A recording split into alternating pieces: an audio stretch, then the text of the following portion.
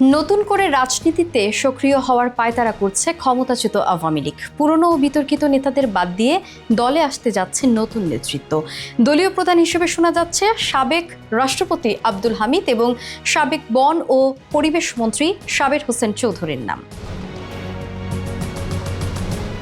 শেখ হাসিনা সহ ভারতে আশ্রয় নিয়ে আওয়ামী লীগের বেশ কিছু প্রভাবশালী নেতারা মনে করছেন দেশের ভেতরে দলের মুখপাত্র বা নেতা থাকা প্রয়োজন, যিনি আত্মগোপনে নয় বরং প্রকাশ্যে এসে বিপর্যস্ত নেতাকর্মীদের সংগঠিত করবেন, বিপদের মুখে হাল ধরবেন দলের। আর এমন চিন্তা থেকে নেতাকর্মীদের মধ্যে গ্রহণযোগ্য নেতা খুঁজছে আওয়ামী লীগ।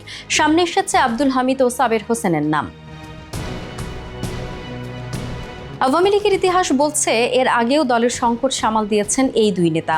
আওয়ামী শাসনামলে সামলিয়েছেন বড় পদ, এমনকি দলীয় বিতর্কেও ক্লিন ইমেজ বজায় রেখেছেন আব্দুল হামিদ ও সাবের হোসেন। কেবল দলীয় নেতাকর্মীই নন, জনসম্মুখেও তারা ভালো আওয়ামী লীগ হিসেবে পরিচিত। রাজনৈতিক বিশ্লেষকরা বলছেন আওয়ামী লীগের মধ্যে এখনও যারা দুর্নীতি, গুম, হত্যা কিংবা অপরাধে জড়িত নন তারাও গা ঢাকা দিয়েছেন।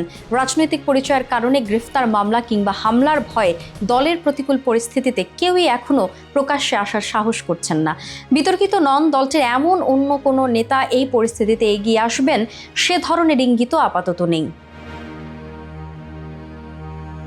দলের নেতৃত্বে আনুষ্ঠানিকভাবে কারো নাম ঘোষণা হলেই তাকে মামলা বা গ্রেফতারের মুখে পড়তে হতে পারে।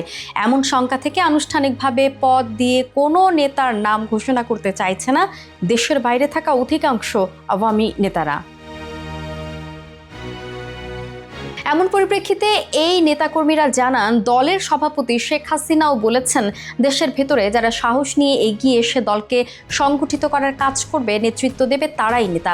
অবশ্য এখন পর্যন্ত দেশের কোনো নেতাই সে সাহস দেখাননি।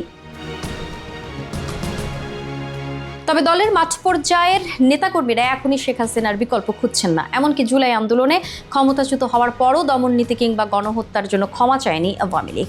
দলের কারো সেই অনুশোচনাও নেই, বরং তারা বিশ্বাস করে ষড়যন্ত্রের মুখে জোরপূর্বক তাদের ক্ষমতাচ্যুত করা হয়েছে। সম্প্রতি দলের কেন্দ্রীয় নেতা ও সাবেক তথ্য প্রতিমন্ত্রী মোহাম্মদ আরাফাত বলেছেন, আগে অন্তর্বর্তী সরকারের সময়ে সব হত্যাকাণ্ডের সুষ্ঠু তদন্ত ও বিচার করতে হবে, তারপর আওয়ামী লীগের বিচার। তবে অনুশোচনার প্রশ্নে তিনি বলেন, রাজনৈতিক দল হিসেবে আওয়ামী লীগ জনগণের কাছে জবাবদিহি করবে, এজন্য অন্য কোনো পক্ষের প্রশ্নের জবাব দেওয়ার বিষয় নেই।